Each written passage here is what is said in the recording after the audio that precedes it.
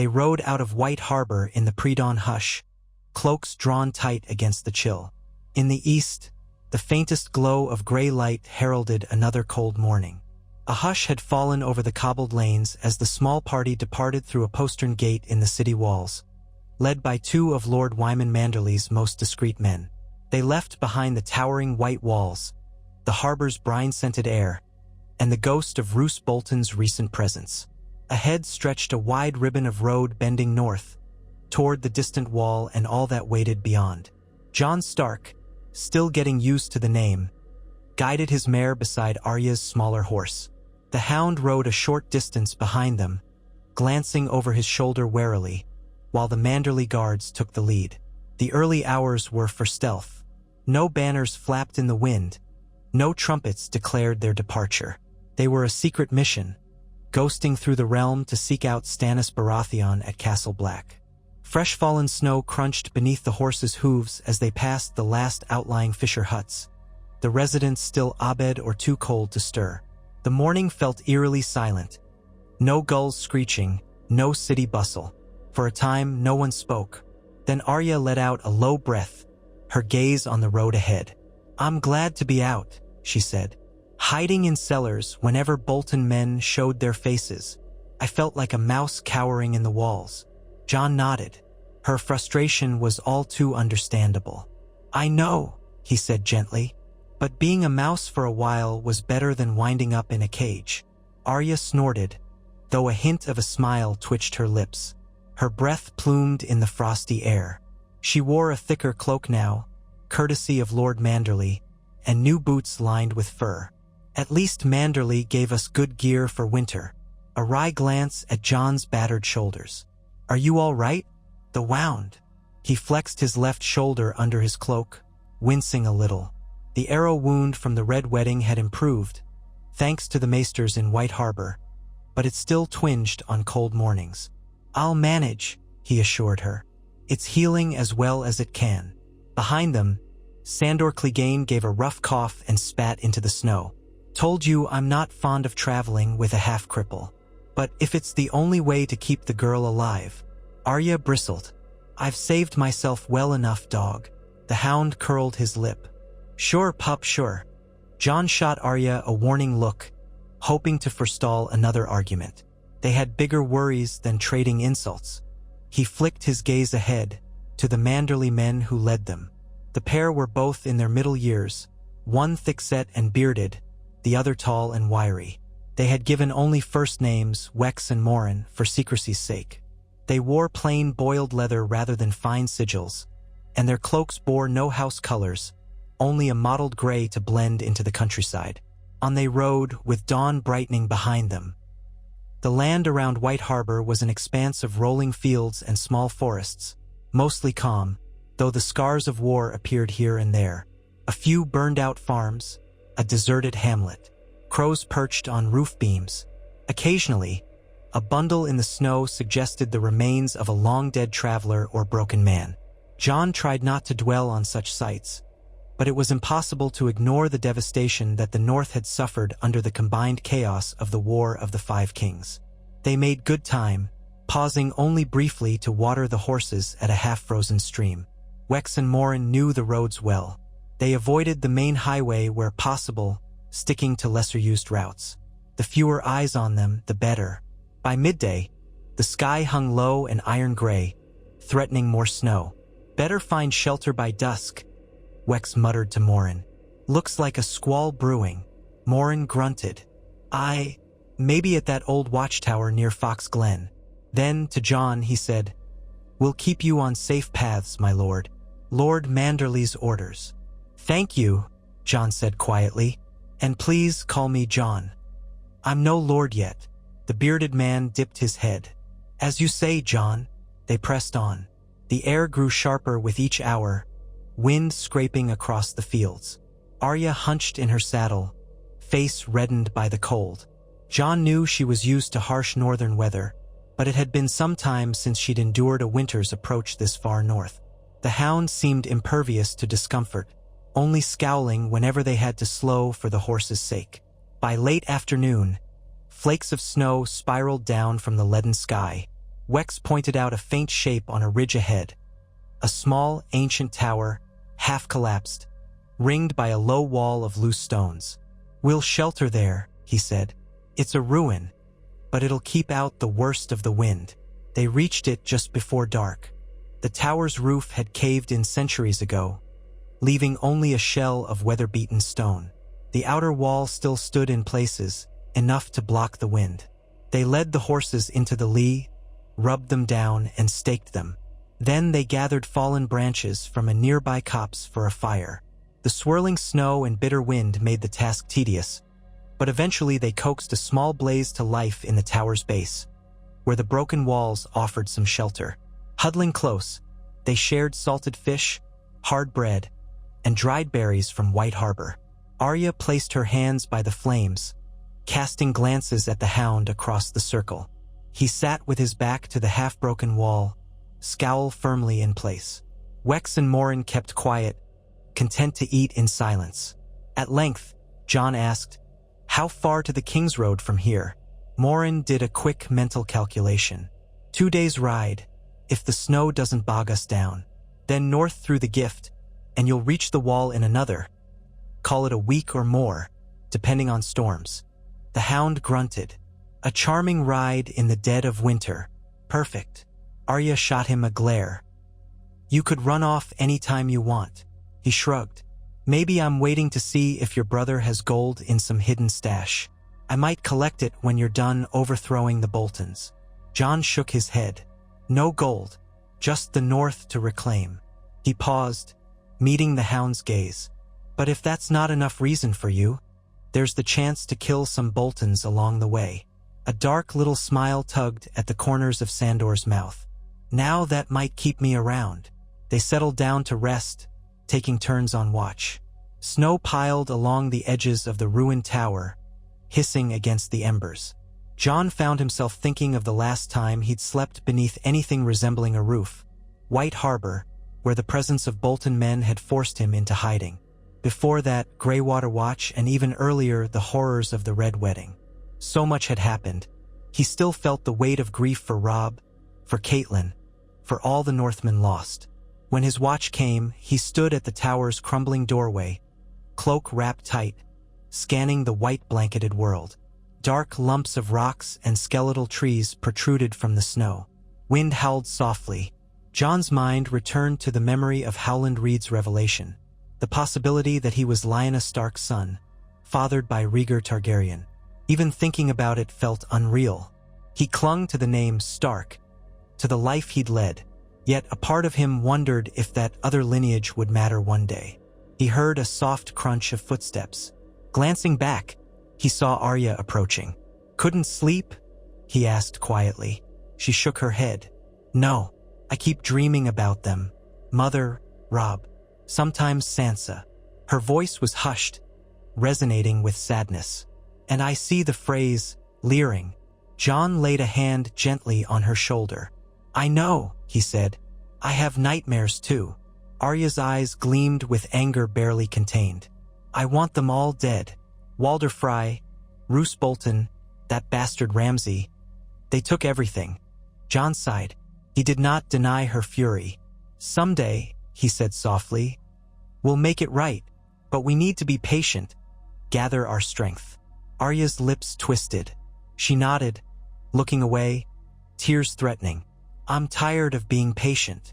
He could offer no easy comfort. Only the cold wind answered them as they stood there, siblings bound by grief, determined to see House Stark rise again, even if the world seemed intent on keeping them in the shadows. Eventually, dawn came, pale and sullen.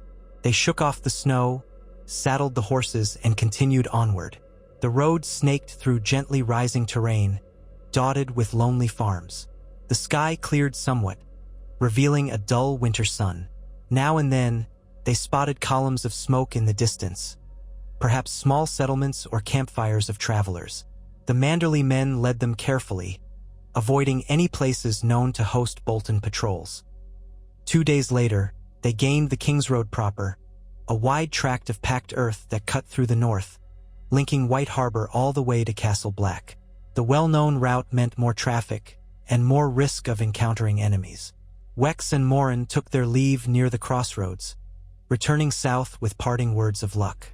"We'll tell Lord Wyman you've made it this far," Wex said, gripping Jon's arm in farewell. "From here on, keep your hoods low. Bolton might have men on the King's Road." "We will," Jon promised. "Thank you for your help." "Gods watch over you," Morin said, clasping Arya's hand. Then they turned back the way they'd come, vanishing into a copse of fir trees. So Jon, Arya, and the Hound rode north alone. Snow dappled the road, but under it lay ruts from wagon wheels, footprints from travelers. They passed an abandoned inn with a broken sign swaying in the wind. A pair of crows perched on the rotting porch, cawing as they rode by. Now and then, they glimpsed other people in the distance. Merchants with carts, a handful of peasants. All looked weary, glancing over their shoulders as if expecting bandits. For the most part, the travelers they approached gave them a wide berth. The sight of the Hound's scarred face and his massive frame was enough to deter curious questions. Jon kept his sword sheathed, though his gloved hand never strayed far from its hilt. One cold afternoon, they halted under a tall oak to rest the horses. As they munched on stale bread and strips of dried venison, a small group of travelers approached from the south. A farmer and his wife, leading a donkey laden with turnips, trailed by 2 young children. The family eyed Jon's group nervously. Arya started to wave in a friendly manner, but the father drew his children closer, muttered something, and hurried on.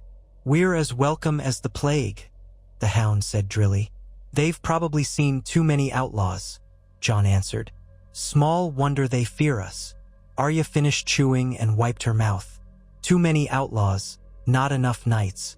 In the stories old Nen told, knights protected the weak." Sandor let out a bark of laughter. "Knights? They're just men. You saw Ser Island Payne cut your father's head off, didn't you?" Arya's face darkened. "He wasn't a true knight." She refused to concede further. "True knights would have protected father." The Hound smirked but did not push the point. Perhaps he recalled that he himself was no true knight either, yet had still chosen to help Arya. Jon sensed the conversation teetering on a precipice of old wounds, so he urged them onward, saddling up to ride. As the days dragged, the air grew ever colder. The stark reality of winter pressed in.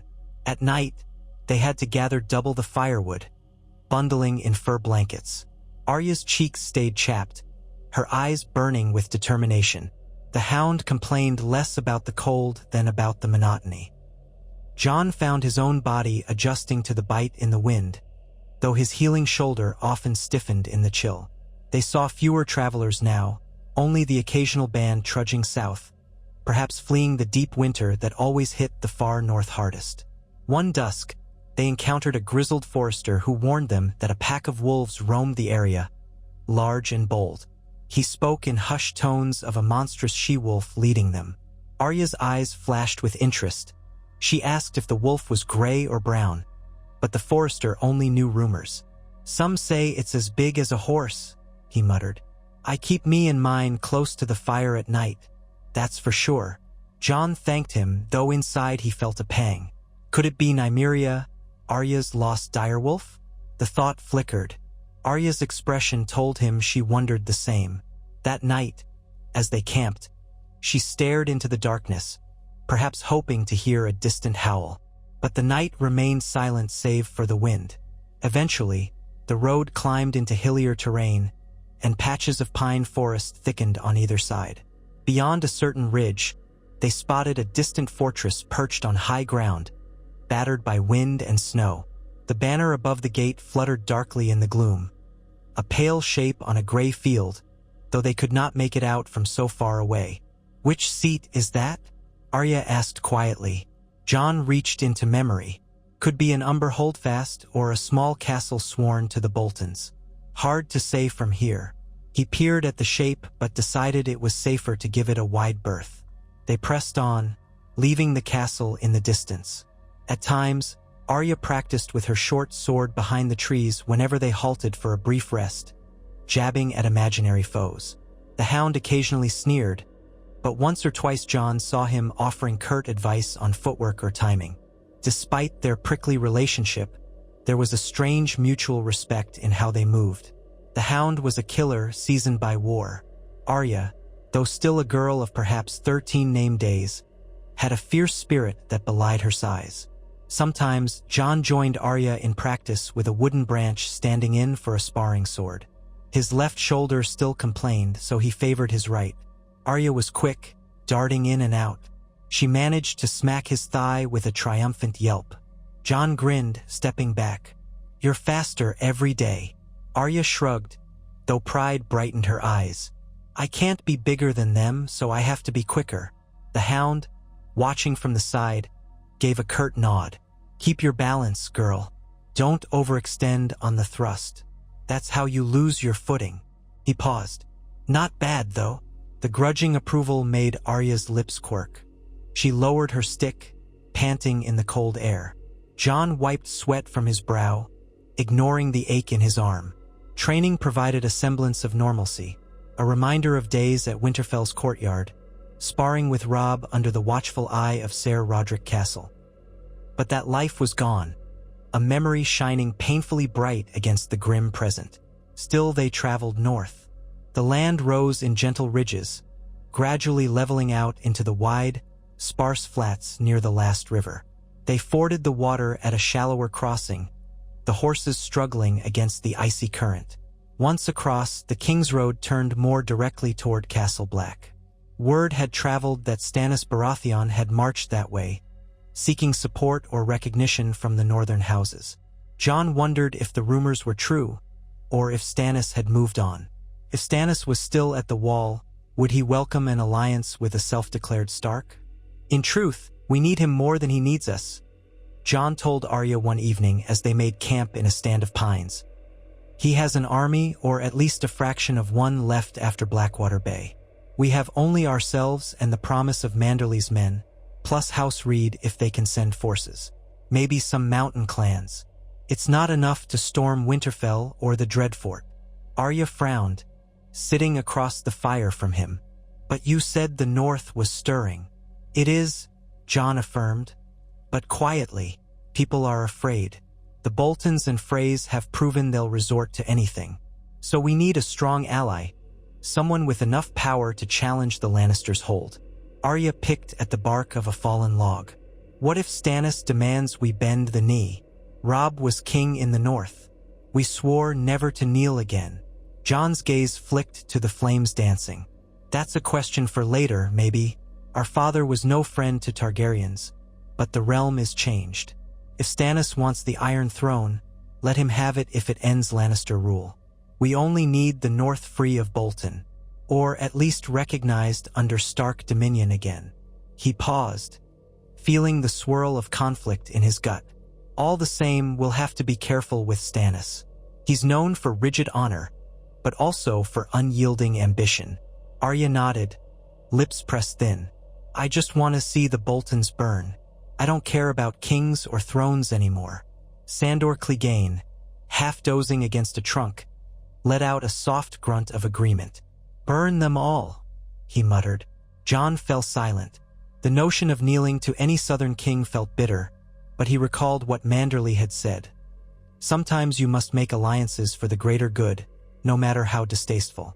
If that was the path to avenge Robb and restore the North, then so be it. The next morning, they were greeted by heavy snowfall that reduced visibility to a few dozen yards. They pressed on regardless, though the horses struggled in the thick drifts. Jon feared the beasts might lame themselves on hidden rocks. More than once, they had to stop and clear the road with improvised shovels or simply find a winding route around deeper drifts. The Hound cursed incessantly, breath steaming, but did his share of the labor without complaint when necessary. Near midday, a shape emerged in the swirling white. A large inn or rest stop with a stable at the side, smoke curling from the chimney. The sign above the door had collapsed, leaving only iron brackets, but the building still seemed functional. Jon and Arya exchanged a look. It had been days since they'd slept in a bed or enjoyed a hot meal that wasn't just salted fish or dried venison. "We should check if it's safe," Jon said quietly.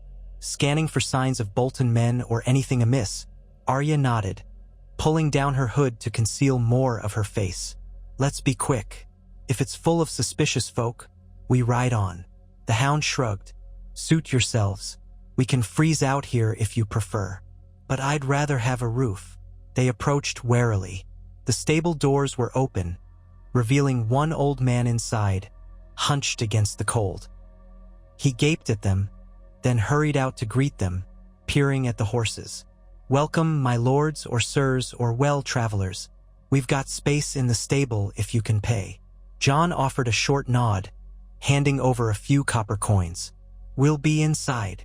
He glanced around, noticing no suspicious banners or guards. So far, it looked like a simple roadside inn, likely struggling to survive in the war's aftermath. In the main building, they found a common room that smelled of stew and smoke.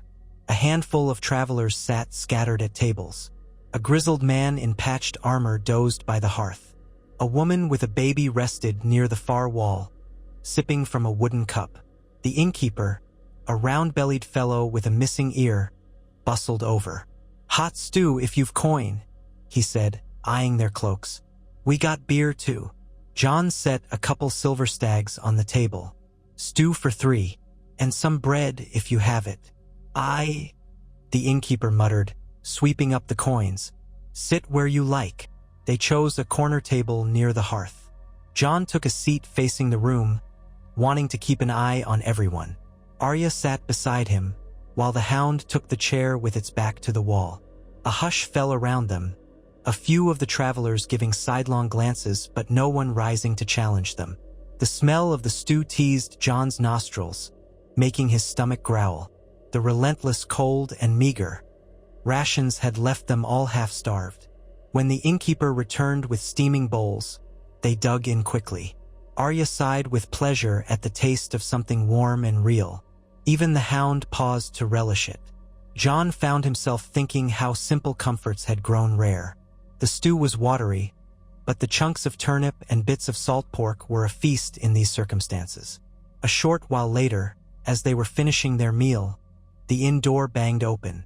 2 men entered, stomping snow off their boots, shaking out their cloaks. Each wore a battered iron breastplate with the flayed man sigil of House Bolton across the chest. Jon felt his pulse spike. He froze, spoon halfway to his mouth, as the men scanned the room. They looked tired, maybe just passing by. Still, the sight of that crimson sigil turned Jon's stomach. Arya tensed beside him, hand drifting to needle under the table. The hound's expression darkened, though he kept quiet. The innkeeper, oblivious, greeted them. Welcome, sirs. Some stew to warm you. One of the Bolton men nodded, yawning. Aye, that'll do. Got anything to wash it down? The innkeeper bustled over to fetch ale. The men trudged toward the hearth, settling at a table close enough to Jon's group that he could catch snippets of their conversation. Still haven't found him, boy's a ghost, they say. And the girls with him too, or so we heard, one muttered. He had a scraggly beard, which he scratched irritably. The other took off his gloves. Lord Bolton wants them alive if possible, especially the bastard. If we bring him back, well, might be a nice reward. But I'm done chasing shadows. The roads are a God's damned mess. Arya stiffened. Jon squeezed her knee under the table, a warning to stay calm.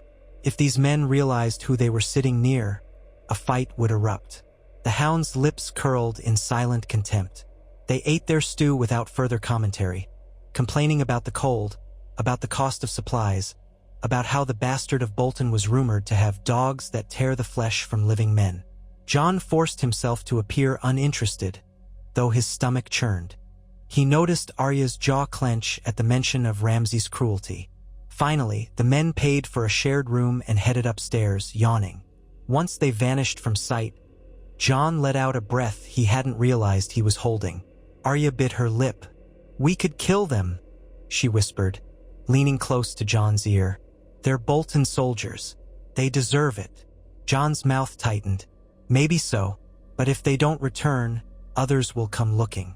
We need to keep moving quietly. Besides, that could endanger the innkeeper and these other folk.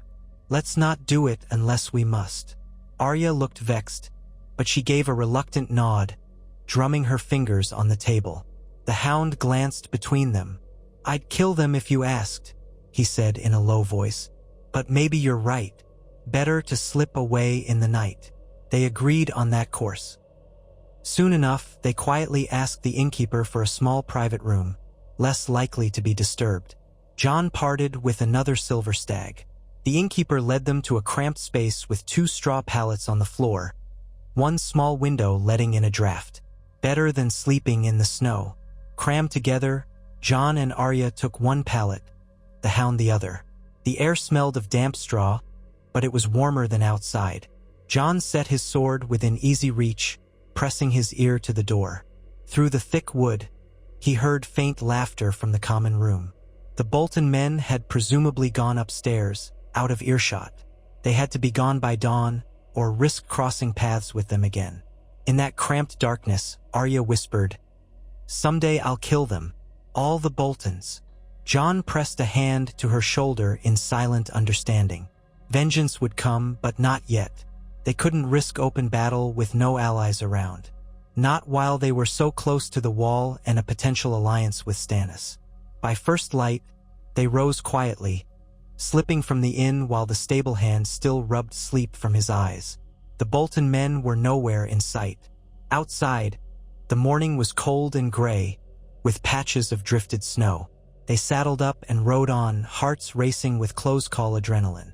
The King's Road stretched north, flanked by rolling hills that soon dipped into the plains of the Gift. The Gift was the stretch of land granted long ago to the Night's Watch, where scattered holdfasts and farms once provided supplies for Castle Black. These days, many of those farms lay abandoned, the Watch a shadow of its former strength. Jon had heard stories from Maester Luwin about how the Watch once numbered in the tens of thousands. Now they could barely man the 19 castles along the wall, focusing mostly on Castle Black, Eastwatch, and the Shadow Tower. They traveled another 4 days without incident. The snowfall eased, though frigid winds blew from the north. The land felt emptier here. Fewer villages, just rolling white fields and clusters of leafless trees. At last, near dusk on the 5th day, they spotted a dark shape on the horizon. The wall. Even from miles away, it dominated the skyline, a colossal barrier of ice stretching east to west, shimmering faintly in the dying light. Arya stared, lips parted. She had never been this close. The hound let out a soft grunt of amazement. Jon swallowed, recalling all the times he'd heard men speak of its height. 700 feet of ancient ice. It loomed like a silent sentinel, humbling all who gazed upon it. They pressed on, hearts thrumming with anticipation. If Castle Black was indeed home to Stannis Baratheon, then the next day or two would decide much of their fate. By nightfall, they found shelter in a small abandoned barn. The roof partially caved, but offering enough protection from the wind. The wall stood to the north, a glimmer in the moonlight. Jon barely slept, turning over in his mind how best to approach Stannis, how to explain their presence, and what they might expect in return. He also wondered about the Night's Watch itself. If the rumors were true, the wildlings under Mance Rayder had attacked, or would attack soon. He had gleaned only bits and pieces from distant gossip. The worry gnawed at him, though it was overshadowed by the immediate threat of the Boltons. At dawn, they bridled the horses and rode the final stretch. The King's Road cut through the Gift, leading to the south gate of Castle Black. Snow crunched loudly in the still air. At intervals, they passed derelict farmhouses, barns, storehouses. All silent, with broken shutters, no smoke from chimneys.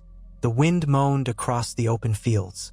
Overhead, the sky was clear, a pale winter blue that made the walls' ice glow in the sunlight. By midday, Castle Black's outline became visible. A jumble of wooden structures, stone keeps, and a towering wall of ice behind them. As they drew closer, Jon spotted men walking atop wooden catwalks, sentries in black cloaks. The Night's Watch, though how many was unclear. A gate in the wall led to the northern side, presumably closed. The battlements looked battered, some sections newly patched with timber. Signs of recent battle? They approached the main courtyard of Castle Black from the south. uncertain if they'd be challenged or hailed. A pair of sentries in black cloaks stood at a rough gatehouse. They looked up in surprise as Jon, Arya, and the Hound rode forward. One man brandished a spear. "Halt! State your names and purpose," he called. He was a lanky young fellow, not much older than Arya, wearing battered chainmail. Jon drew his horse to a stop, pulling down his hood. "We're travelers from the south," he said carefully. "We seek an audience with King Stannis Baratheon, if he still holds Castle Black." The two guards exchanged glances.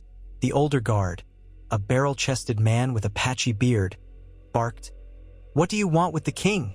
Jon realized he had to be careful. He couldn't just shout that he was a Stark in case word spread to enemies. But presumably the Night's Watch were not beholden to the Boltons. "We have urgent business concerning the north," he said. "I believe the king will want to hear it." The older guard scrutinized them, gaze lingering on the Hound's scarred visage. Then he nodded, albeit warily. "Very well. Dismount and be searched. We'll bring you inside. But no funny business, or we'll have your heads off." Arya's eyes flashed with indignation, but she followed Jon's lead, sliding off her horse. The Hound did the same, muttering a curse as he raised his arms. The Black brothers patted them down, removing their weapons, Jon's sword, Arya's needle, the Hound's long sword and dagger. Another brother came to lead the horses away. Then, satisfied, the older guard gestured them onward, deeper into the castle. Castle Black was a strange place, lacking outer walls on the south side because the wall itself served as the main defense. A few tall wooden towers rose around the yard, overshadowed by the sheer mass of ice behind them. Men in black cloaks bustled about. Some carried barrels or crates, others trudged along with crossbows slung over their backs. The courtyard was muddy and trampled from recent activity. Jon could feel eyes on them from every corner. One man greeted them with a short, brusque nod. "I'm Dolorous Ed of the Night's Watch. I'll take you to the King's Tower." Jon recognized the name from old rumors, Ed Tollett, called Dolorous Ed. He was said to have a dour sense of humor. Ed gave them a once-over, his expression revealing no immediate suspicion, only mild exasperation at more visitors. "This way," he muttered. "Our king doesn't have a proper castle, so he's made do with a tower. Watch your step. There's ice in the yard." They followed Ed past a training ground. Jon saw Black brothers sparring with wooden swords under a drill instructor's watchful eye. Another man hammered at a forge, the clang of steel echoing. Farther on, tents clustered near the base of the wall, bearing sigils not of the Watch but of House Baratheon, a black stag on gold. A few lesser banners from Stormland lords fluttered as well. So Stannis truly was here with his forces, or what remained of them. They reached a timber tower near the wall, 3 stories tall, ringed by a wooden walkway. Guards bearing the stag sigil stood at the entrance, eyeing the newcomers. Ed exchanged brief words with them, and they stepped aside. Inside, the tower's main hall was cramped but serviceable. A pair of torches lit the space, revealing a small table strewn with maps. A tall, gaunt man in black and gold stood by it, conferring with a knight. A man in the black of the Watch lingered off to one side, face impassive. It cleared his throat. "Your Grace, visitors from the south. They say they've urgent business with you." The tall man turned, and Jon found himself face to face with Stannis Baratheon. He wore a heavy cloak, dark hair receding, a close-cropped beard lining a stern mouth. His eyes were intense, glittering with that fanatic sense of purpose for which he was infamous. When he spoke, his voice was precise, measured. "You have business with me?" he said flatly. "Speak." Jon forced himself to meet that unwavering gaze. "Your Grace, I come from White Harbor, bearing tidings of the north. My name is Jon." But before he could finish, a rasping voice interrupted from behind Stannis. "Jon Snow." The speaker stepped forward. A red-haired woman in flowing red robes, a ruby at her throat. Melisandre, the Red Priestess. Her eyes bored into Jon with unsettling intensity. "I see the shadow of the dire wolf around you." Jon's blood ran cold. He'd heard rumors of the Red Woman who served Stannis. Her presence was said to be unnatural, magical even. She studied him as though peering past flesh and bone, into secrets he himself barely understood. Stannis shifted his gaze between Jon and Melisandre. "You know him?" "Not precisely," Melisandre said, her voice smooth as silk. "But the flames have shown me glimpses. A wolf in the darkness. A man who is more than he seems." Jon tried not to let his disquiet show. "Your Grace, I was once called Jon Snow, but I bear a message from the north that may affect all your plans." He paused, glancing at Arya. "And this is my sister, Arya Stark." That name caused a stir. The knight beside Stannis, a lean man with a pinched face, exclaimed, "Stark? The Starks are all but gone." Arya glared at him. "We're not gone," she said. "We're here." Stannis considered this expression unreadable. Arya Stark was reported missing after the executions in King's Landing. Yet here you stand. He drummed his fingers on the table. "Are you truly Ned Stark's children?" Jon's heart hammered. He realized how precarious this was. If Stannis didn't believe them, or if he saw them as pawns, it could be disastrous. But he squared his shoulders. "We are. We traveled north to seek your help in freeing the north from the Boltons. They're traitors to House Stark. They betrayed my brother Robb at the Red Wedding." At the mention of betrayal, Stannis's lips thinned. "I am aware of the treachery at the Twins. I marched north to claim the Iron Throne by right, but found the Night's Watch beset by wildlings. I helped repel the invaders and remain here to rally northern houses. Thus far, few have bent the knee." His gaze flicked to Arya. "You claim to be the rightful Lady of Winterfell?" Arya tensed. Well, yes, I suppose so," she said. "But I only want to avenge my family." Stannis's hard stare shifted to Jon. "And you, Snow? If you are Ned Stark's bastard, what do you seek?" Before Jon could respond, the Red Woman stepped closer, examining Arya with an almost predatory curiosity. "She has the look of a wolf as well," Melisandre murmured. "Though the younger sister, the one who sees with other eyes, that was not you." She seemed faintly disappointed, as if she'd expected something else. Jon mustered his voice. "Your Grace, I've learned that King Robert Baratheon, before he died, signed a decree legitimizing me as Jon Stark. We have supporters among the northern houses, House Manderly, House Reed, who will rally if the Boltons can be toppled. But we lack the strength to face them alone. You have the power to help, and in return we can pledge the North's loyalty under a Stark, but also, perhaps, an alliance with you in your claim to the Iron Throne." A bold statement. Jon hardly believed the words himself. Yet to tear the North from the Boltons, they might have to kneel to Stannis. It left a sour taste, but reality was harsh. Stannis's jaw tightened. "The Boltons have declared for King Tommen, a false boy with Lannister blood. They hold Winterfell in the name of the Iron Throne, the same throne I contest. If you truly have northern support, that could be valuable." He eyed Jon for a long moment. "But are you prepared to bend the knee to me as the rightful king of Westeros?" Jon felt Arya stiffen beside him. Memories of Robb's title as king in the North weighed heavily. He glanced at her, then at the floor, then raised his gaze to Stannis. "We want the North free from Lannister rule and Bolton rule. If that requires acknowledging you as king, then perhaps we can come to terms. The North remembers what the Lannisters did, what the Freys did. We want justice." Silence thickened in the tower. Melisandre's ruby pulsed faintly in the torchlight, as though sensing the tension. The men behind Stannis shifted. Finally, Stannis inclined his head a fraction. "If the people of the North willingly bend to me, so be it. But I will not march on Winterfell without assurance of their loyalty. My forces are not endless. We are battered, low on provisions, and the threat from beyond the wall remains." The man in black who had been observing quietly spoke up. He was lean and sharp-faced, with an austere manner. "Your Grace, we cannot forget the Night's Watch vow of neutrality in the Wars of the Realm. We accepted your aid against Mance Rayder, but we cannot be part of overthrowing the Boltons. We must simply defend the wall." Stannis flicked him an irritated glance. Yes, Lord Commander. I know the Watch's stance. Turning back to Jon, he continued. But I also know the Boltons are no true friends of the realm. If you can convince enough Northern Lords to rally, we may have a reason to strike. In the meantime, you and your sister may stay here under my protection. Jon realized the man in black was the Lord Commander of the Night's Watch.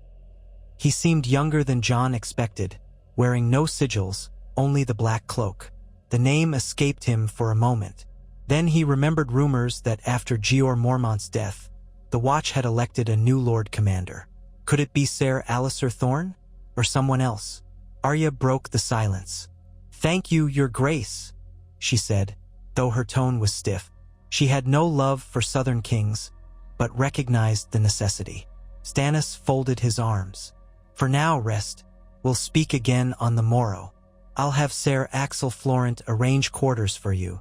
He gestured to a knight who stepped forward with a bow. "If you attempt any treachery, I will see you executed. Are we clear?" Jon inclined his head. "Understood." Arya and the Hound said nothing, though the Hound's lips twitched with a half-grimace. He probably disliked being threatened, but recognized he was outnumbered in a fortress full of soldiers. As they turned to leave, Melisandre's voice followed them.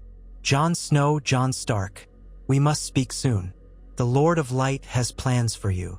Her eyes gleamed in the torchlight, and a chill crept up Jon's spine. He nodded curtly and exited. Outside, Ser Axel Florent led them to a cramped barracks near the outer yard, once used by Black brothers but now given over to Stannis's men. "You'll find cots here," he said. "The men might not be thrilled at newcomers, but orders are orders." He eyed the Hound suspiciously. "That one best keep to himself, or there'll be trouble." Sandor bared his teeth in a mock grin. "Don't worry, I'm not fond of company anyway." Florent sniffed and left them. Jon and Arya found 2 cots pushed together, the Hound a third. The place was drafty, with cracks in the wooden walls letting in frigid air. Soldiers were milling about, playing dice or cleaning armor. Most looked at the new arrivals with curiosity or mild annoyance. 1 or 2 recognized the Hound's scars and gave him a wide berth. Arya sat on a cot, letting out a breath. "He didn't arrest us, at least. That's something." Jon removed his gloves, rubbing warmth back into his fingers. "Yes, but Stannis wants proof we can rally the North. Without that, he won't risk men assaulting Winterfell. We need to get word to Manderley, Reed, maybe the mountain clans. Let them know we're here, that we're forging an alliance." "And how do we do that?" Arya asked. "Ravens? The Boltons might intercept them." Jon frowned. "Perhaps we can slip out an envoy or send word by stealth. I need to talk to Stannis again about it. He might have suggestions." He paused, noticing the men around them shooting sideways looks. Lowering his voice, he added, "For now, let's keep to ourselves. We're new here. We can't trust these soldiers." Arya nodded. Her eyes flicked to the Hound, who was already sprawled on a cot, arms folded, scowling at the ceiling. "He's going to pick a fight," she muttered. Jon sighed. "Perhaps. Let's try to prevent it." He glanced around, feeling the weight of many unknown gazes. "It's only for a while, until we figure out how to deal with the Boltons." They settled in. Supper was a communal affair in the nearby mess hall, where Black brothers and Baratheon soldiers ate side by side. And Unia's. Why alliance? Jon could sense a tension in the air. These men fought together against the wildlings, but not all were comfortable with each other. Some of the Watchmen viewed the king's presence as an intrusion, while many of Stannis's men were suspicious of the Watch's neutrality. It was a precarious dance. Jon and Arya lined up for bowls of thick brown stew ladled out by a weary cook. The Hound trailed behind them. As they found a place to sit at a long bench, they caught snippets of conversation. Men spoke of battles against the wildlings, of giants and mammoths at the wall. Others grumbled about the cold or the shortage of decent ale. A handful bragged that soon they would march on Winterfell. "Drive out those traitor Boltons," one said, voice carrying across the hall. A Black brother hissed, "The Night's Watch takes no part." Don't drag us into your war. I'll drag you anywhere I want, Crow, retorted a Baratheon soldier. The Black Brother looked ready to lash out, but thought better of it. Tension simmered, only half contained. Arya hunched over her stew, ignoring the half-hearted jests. Jon quietly ate, scanning the crowd. He recognized no one from his earlier life, though he thought he might see a face or two that had once visited Winterfell. None approached them. When they finished, they slipped out, not wanting to linger. Snow had begun to fall again outside, blanketing the yard in white. Torches flickered along the stockade near the wall. Arya brushed snow off her cloak. "This place feels like a prison," she said, just as the neck did. "We're always stuck waiting." Jon put an arm around her shoulders, drawing her close against the cold. "We'll figure it out, one step at a time." They returned to the barracks. The Hound was there, rummaging through a small trunk. He glanced up as they entered, just seeing if there's anything worth taking. He tossed aside a moth-eaten cloak in disgust. "Nothing." Jon's lips tightened. "Don't cause trouble." "Trouble finds me," Sandor grumbled, but sat back down. That night, Arya fell asleep quickly, exhaustion taking her. Jon lay awake, listening to the howling wind. Stannis Baratheon was a flint-hard man, not easily swayed by pleas. Convincing him to march on the Boltons would require undeniable proof that the northern houses would follow House Stark again. But gathering that proof would take time, and the Boltons would not be idle. Roose might strengthen his position at Winterfell, or dispatch riders to hunt them. Jon worried that every passing day gave their enemies another chance to catch them unprepared. Eventually, Jon dozed off.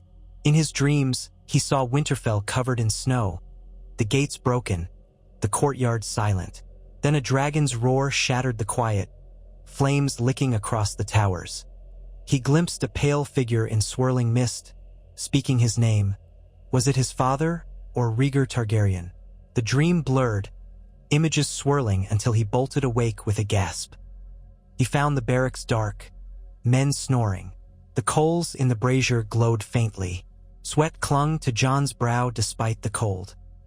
He pressed a hand to his chest, heart pounding, and reminded himself where he was. Castle Black, under the uneasy hospitality of King Stannis.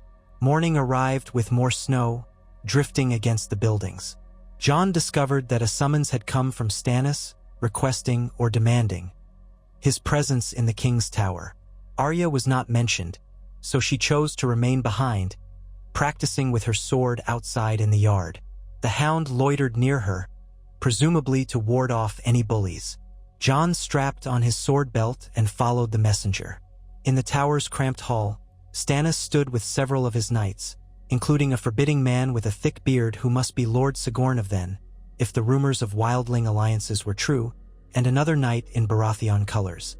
Melisandre hovered near the back, silent for once, her red robes a stark contrast to the black garb of the watchmen present.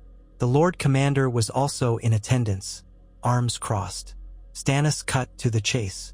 "Jon Snow, Stark, if you prefer. My men have scouted the area around Winterfell. They report that Roose Bolton's presence grows stronger by the day. He has men from the Dreadfort, joined by certain northern lords who bent the knee out of fear or opportunism. If you want me to march, I need real assurances that your so-called loyal houses will not desert me once I'm at the gates." Jon met his gaze, voice steady. "House Manderley has pledged. House Reed is also sworn. We believe House Glover, House Mormont, and others may follow once they learn that Arya and I are alive." A pang of guilt lanced him at the name Glover. Robert Glover might still harbor anger over old slights, but desperation overrode caution. If we can send messages to them, secretly they'll respond. A knight with a raven emblem on his surcoat spat. "Messages can be intercepted. Bolton's no fool." Stannis nodded grimly. "Indeed, you're proposing we dispatch riders. We risk losing more men if they're caught." Jon had anticipated this. "We have to take the risk or we gain nothing. The Boltons spread fear, but many houses resent them. If they learn the rightful Starks are here, forging an alliance with you, they might rise. Melisandre moved closer, her red hair tumbling around her pale face. The flames show a great battle in the snow, a clash of wolves and flayed men, but the outcome is not yet certain. Her eyes flicked to Jon. "You must be ready." Jon suppressed a shiver. He had no love for her cryptic prophecies. Still, Stannis seemed to put stock in her words. The king exhaled. "Very well. I will give you a chance to prove your claims. I will send discreet envoys to Manderley, Glover, Mormont, and any other lords you name. In the meantime, I cannot leave Castle Black undefended.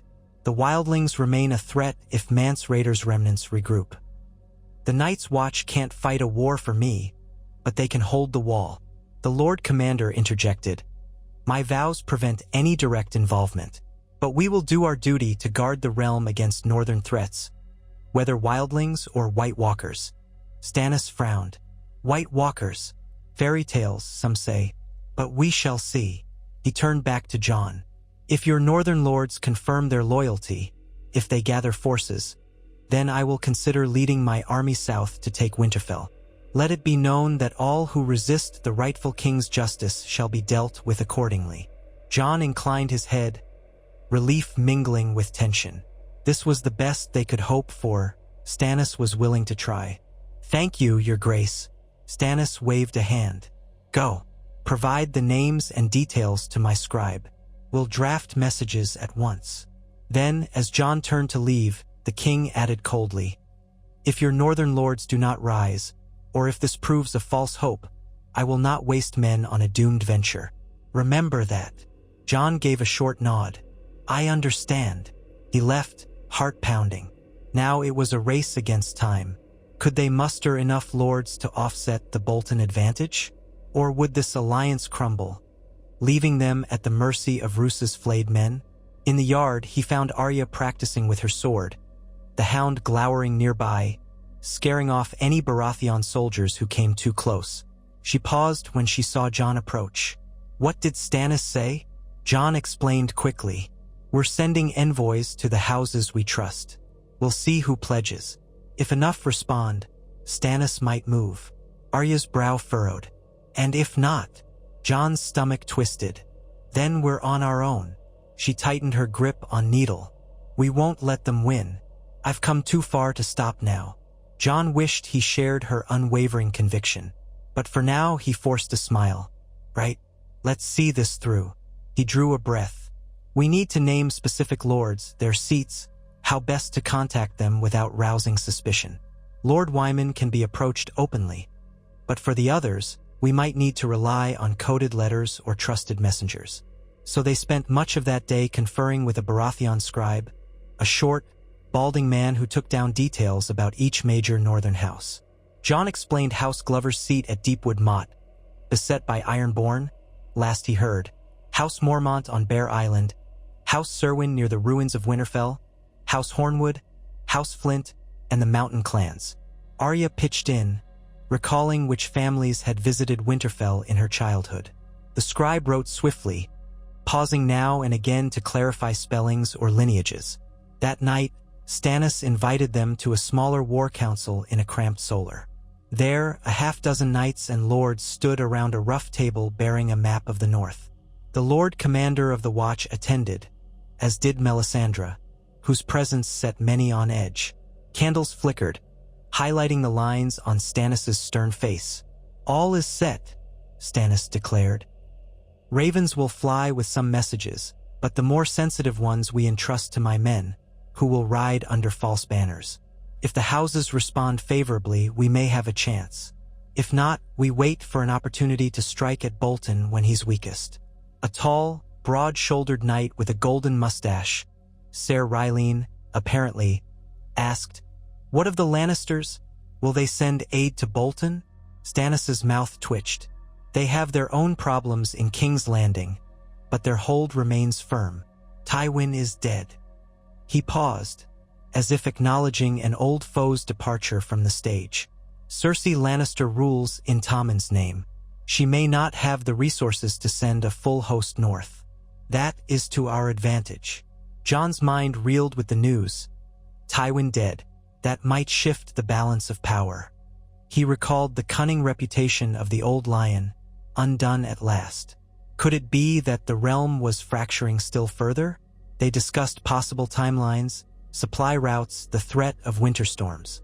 Some of Stannis's men advocated an immediate attack, but the king overruled them. He refused to commit to a siege without local support. The meeting ended with no firm action beyond waiting on responses from the lords. Days blurred into a routine.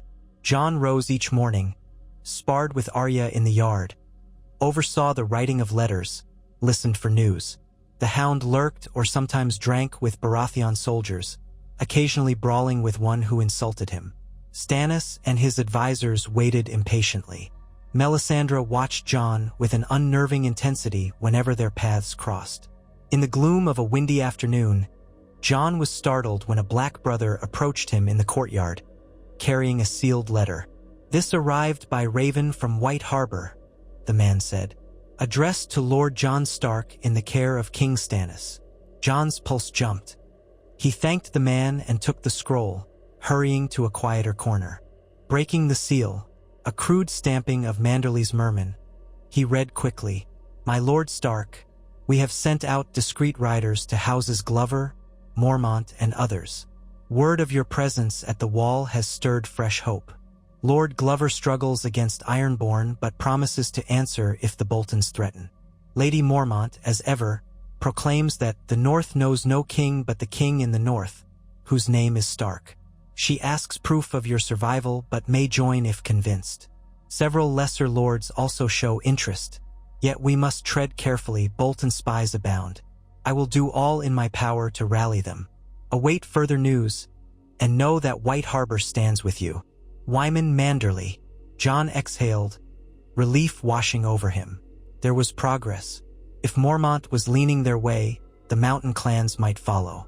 The Glover situation was tenuous, but perhaps solvable if Stannis or Manderly offered help against the Ironborn.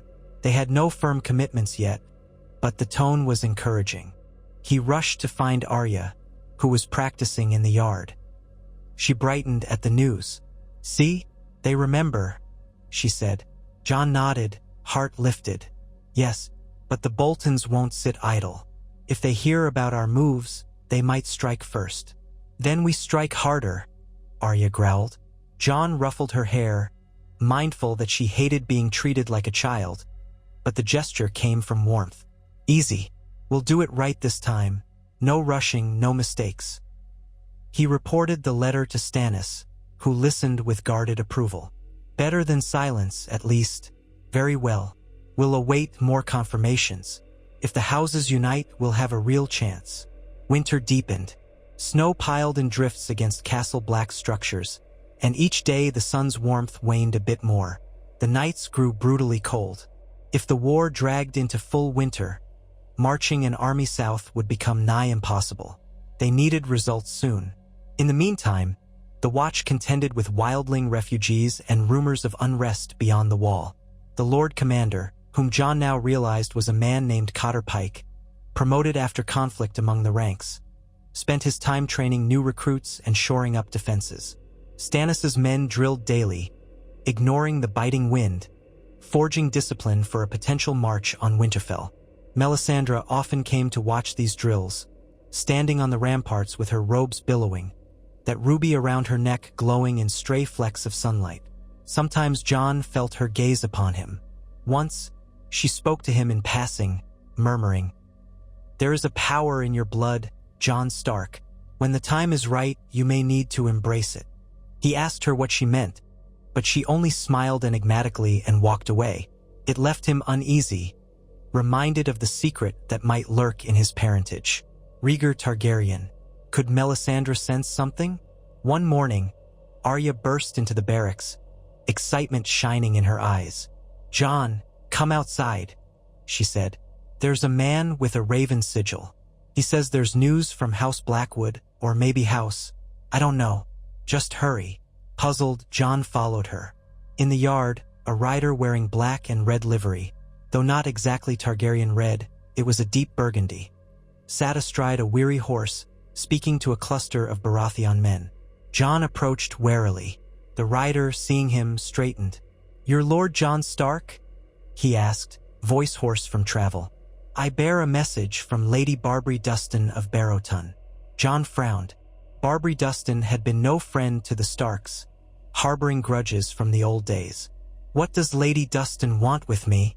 The man dismounted with a groan, rummaging in his saddlebag. "She says the tide may turn, that the Boltons are no longer as secure as they believe. She is open to negotiating with a Stark if certain past matters are addressed." He handed John a sealed parchment. Arya stood on tiptoe, curiosity brimming, but John opened it himself. Inside, Lady Dustin's words were careful, hinting at her bitterness over Ned Stark's actions years ago, but also suggesting that the Boltons' rule was intolerable. If John could guarantee certain concessions, respect for House Dustin's old claims, a formal apology for perceived slights, she might yield support or at least neutrality when conflict arose. The letter ended with a warning to move swiftly, lest Bolton crush any sign of dissent. John folded it, heart hammering. Another potential ally, albeit a complicated one. He recalled how Lady Dustin despised Ned for reasons involving the demise of her late husband, Brandon Stark's betrothed or some such tangle. But if she offered even neutrality, that might undermine Bolton's power in the West. "This is good news," he murmured. "Complicated, but good." Arya peered at the parchment. "Are you sure we can trust her?" John exhaled. "No, but if she's willing to turn on Bolton, that's a start. We'll be careful." He turned to the rider. "Rest your horse, get some food. We'll have a reply soon." The man nodded tiredly. "Thank you." They parted. John felt a surge of optimism. Manderley, Dustin, and possibly the Mormonts, this could be a real coalition forming. If they played it right, House Glover might come aboard once the Ironborn were handled. The tide was turning, slowly but surely. All they needed was one big push to topple the Boltons. But as the days stretched, word arrived that the Boltons had begun to suspect. A raven from an anonymous informant reached Castle Black, warning that Bolton men scoured the countryside for Stark loyalists, demanding fealty under threat of flaying. Hostages were taken from houses that wavered. Fear spread again. Would the lords hold firm or submit? Arya seethed at the news. "We should ride south now, gather the men we have, strike before they can terrorize everyone." Stannis, hearing her outburst, scowled. "March into the teeth of winter with half my forces against a castle that might hold 5,000 men? That would be folly." Arya turned red, anger flickering across her face, but John placed a hand on her arm. "He's right," John said reluctantly. "We're not strong enough yet." So they waited, a dangerous waiting game. A week passed, then another. The nights were long, the days bitter cold. The watchers on the ramparts spotted occasional groups of wildlings lurking near the woods, though no major attack came. Stannis grew impatient, pacing like a caged wolf in his tower. Melisandre gave cryptic pronouncements, speaking of a dark threat in the far north, a coming storm of ice and death. John did not know what to make of it. His focus was on the Boltons, but something about her words left him uneasy. Then, on a morning crisp and clear, a breathless scout rushed into the yard. John, Arya, and half the castle turned to see him approach Stannis' tower, nearly collapsing from exhaustion. Word spread swiftly that a portion of Bolton's army was on the move, heading north, possibly to threaten Castle Black or intercept rumored Stark loyalists on the approach. The scout had glimpsed their banners near the broken branch, a key crossing. Stannis acted at once. A war council convened. Men crammed into the tower hall. John and Arya stood to one side, listening as the king barked orders. If Bolton marches north, he divides his forces. Winterfell stands with fewer men. "This could be our chance," Stannis declared. "But we must confirm the numbers. If he sends only a token force to harass us, we can defeat them in the field, then march south while Winterfell is weak." Melisandre's eyes glowed. "Strike when the snow bleeds." The flames foresee a clash in the whiteness, a spatter of red upon the ground. Arya nearly rolled her eyes at the priestess's drama. John rubbed his chin, thinking, what about House Glover, House Mormont, and the others? Will they meet us on the march? Stannis nodded to one of his knights, who said, "We've received word that some men gather near Deepwood Motte to oust the Ironborn. If they succeed, they may join us. Lady Mormont might send a small force from Bear Island, but it's not guaranteed." "We cannot wait forever," Stannis snapped. "I'll lead a portion of my men forward. If the Boltons truly come this way, we'll crush them. If not, we'll continue south, rallying the loyal houses along the way." He turned a piercing gaze on Jon. "You claim to be a Stark. Come with me, then. Show your people who you are. Perhaps it will spur them to rise." Jon's stomach fluttered. This was what he'd wanted, but it was still daunting. "I will," he said. "But what of my sister?" Arya stepped forward, bristling. "I'm coming too." Stannis's lip curled slightly. "War is no place for a girl." She folded her arms. "My father taught me to handle a sword. I've killed men before. I can ride. I am Arya Stark of Winterfell, and I won't hide while others fight." A hush fell. Stannis studied her with a mixture of disapproval and grudging respect. "Very well," he said at last. "But why?" "Oh, you answer to my command, as does your brother." Arya bobbed a curt half-bow, apparently satisfied. The hound, lurking behind them, let out a snort. "At least it'll be interesting." Stannis gestured. "We march in 3 days. That will give time for final preparations and for any last ravens to be sent. The rest of you see that the men are provisioned, and pray this is not a fool's errand." Thus, the plan was set. A forced march south with Stannis's host, hoping to intercept or outmaneuver Bolton's northern thrust, then pivot toward Winterfell, rallying any houses that dared declare for the Starks. It was a gamble, relying on uncertain allies and the chance that Bolton had spread himself too thin. But in war, gambles were often all that remained. 3 days passed in a frenzy of activity. Soldiers packed up tents, Fletchers prepared arrows, blacksmiths hammered out last-minute repairs. The snow had eased for the moment, though thick clouds threatened overhead. Stannis made a point of conferring with the Lord Commander, ensuring the wall's defense would remain intact. On the morning of departure, Jon and Arya donned warmer garments under furs. They retrieved their weapons. Jon's sword, which once belonged to no one of note, but served well enough. Arya's needle, shining after a thorough cleaning. The hound wore a patched cloak over half-plate, ignoring the stares of men who recognized him from King's Landing. Melisandre mounted a pale mare near the front of the column, while Stannis rode a coal-black destrier. The banners of the Flaming Heart and Crowned Stag rippled in the biting wind. Jon felt a thrill of nerves as they set out. Lines of soldiers, perhaps a few thousand, trudged across the snowy field, heading south along the King's Road. The watchers on the walls of Castle Black gazed down, black hoods drawn up. Some raised a muted cheer. Stannis' standard-bearers led the way. Others marched in columns behind supply wagons, armor clinking, breath misting the air. At intervals, the Red Woman's presence lent an uncanny feel to the host, as if a higher power watched from the shadows. Jon guided his horse alongside Arya's. She looked both exhilarated and apprehensive. "This is it," she murmured. "We're taking the fight to them." Jon nodded. "Yes, let's hope the rest of the North answers our call." They marched for days, forging through snowbound terrain, passing old watchtowers and holdfasts. The cold was relentless, but the soldiers pressed on, spurred by Stannis' iron will and the promise of victory, or at least a chance to dethrone a hated traitor. Jon and Arya found themselves near the vanguard often, as Stannis wanted them visible whenever they entered a settlement or encountered scouts. "Let the North see the Stark children, and they may recall their oaths," the king had said. Now and then, small groups approached, local villagers, broken men from old battles, a few black brothers deserting the watch. Some recognized the Stark name with wonder or doubt. A handful joined the march, hoping for a share in the spoils or out of genuine loyalty. Others fled, fearing reprisal. Slowly, rumors spread ahead of them. Jon Stark and Arya Stark ride with Stannis. The Starks live. The nights grew harsher. Bitter winds howled across the plains. Some men succumbed to frostbite, Stannis cursed the weather, but refused to turn back. They forded half-frozen rivers, losing a wagon to the ice.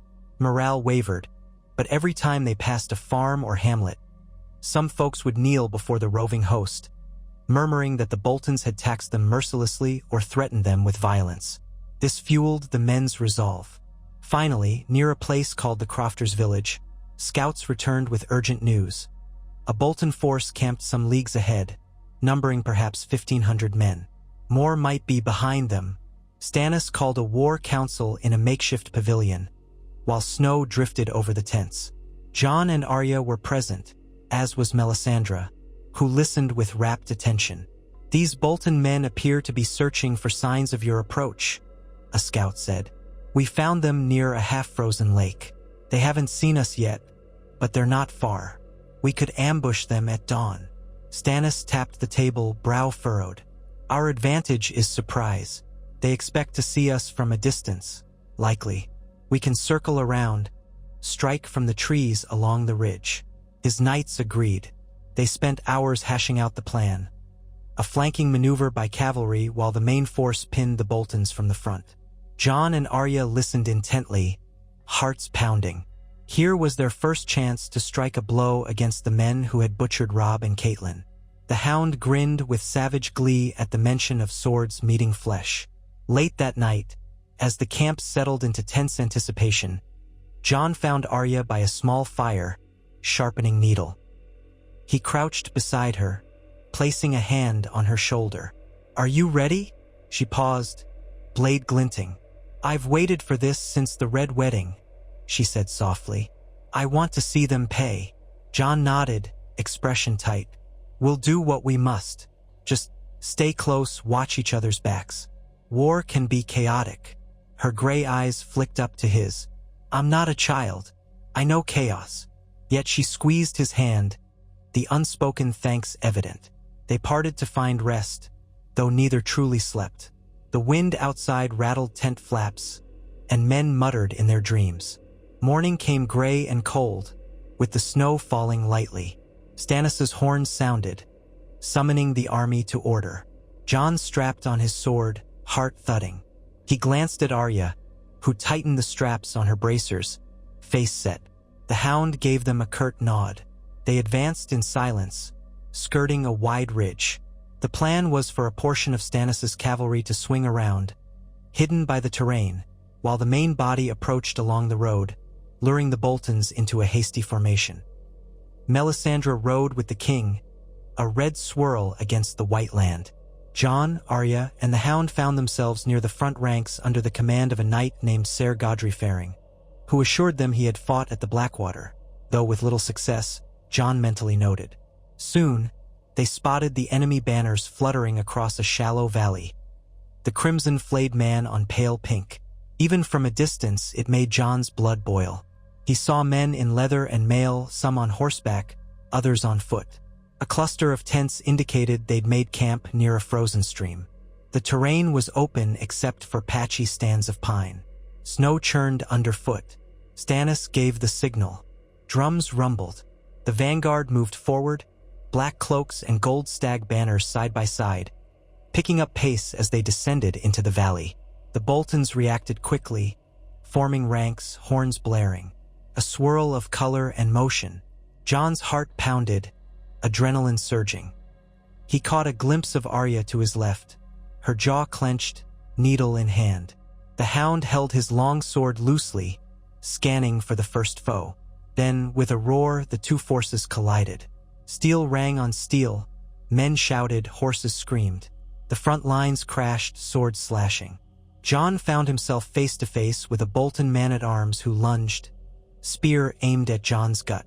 Jon sidestepped, bringing his sword down in a swift arc.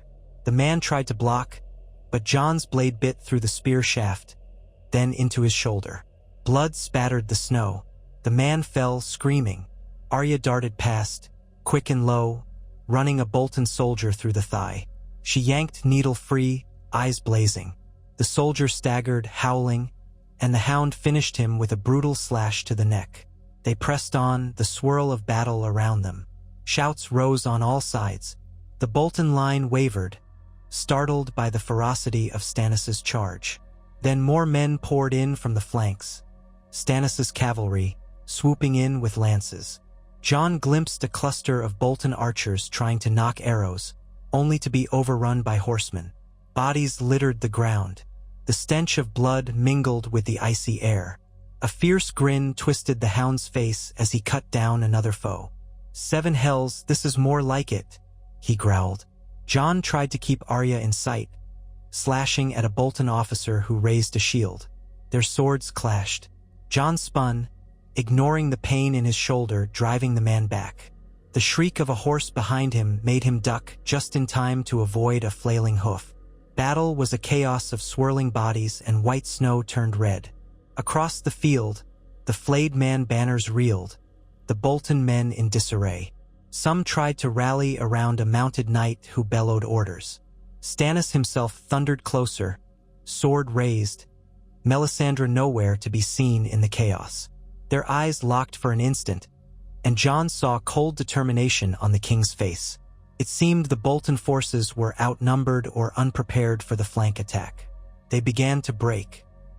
Groups fled, swords thrown down. Others fought to the death, cornered by Baratheon knights. Jon cut down one more foe, panting, blood pounding in his ears. Then he scanned for Arya, relief flooding him as he saw her standing over a fallen soldier, needle glistening red. The fight ended abruptly as the Bolton lines collapsed. Some tried to retreat, but the cavalry pursued. Others surrendered, dropping to their knees, hands raised. Bodies lay scattered, scarlet on white. Stannis' men let out a ragged cheer. Yet the snow continued to fall, eerie and silent in the aftermath. Jon trudged over to Arya. She was breathing hard, face pale. Her eyes shone with grim triumph, but also that haunted look from earlier battles. "You did it?" Jon murmured, placing a steadying hand on her shoulder. She nodded, not trusting herself to speak. The hound grinned savagely. "A fine scrap," he declared, wiping blood from his sword. "These Bolton bastards squeal just like any other." Stannis rode up, dismounting heavily. The Red Priestess appeared behind him, cloak swirling. Stannis surveyed the carnage. "Victory," he said flatly, "but only a skirmish. Roose Bolton remains in Winterfell with the bulk of his men." His gaze swept to Jon. "Still, this is a beginning." Jon swallowed, adrenaline still coursing. "Yes, the first blow struck. Word will spread." Stannis nodded curtly. "We'll question prisoners, see what we can learn.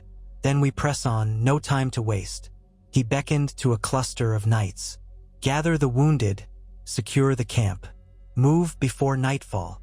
Thus ended the first open clash between Stannis' forces and the Boltons. A short, brutal fight leaving dozens dead on both sides, though the Bolton side suffered far more. Jon hoped it would embolden the northern lords to rally. The time for stealth was over. The war for the north was begun anew, with House Stark leading the banner in spirit, if not yet in full force. As men set about binding prisoners, looting the battlefield, and tending to the injured, Jon stared at the flayed man banners on the ground, trampled and spattered with gore. A swirl of snow drifted past, erasing footprints. His mind flicked to the memory of Robb's face.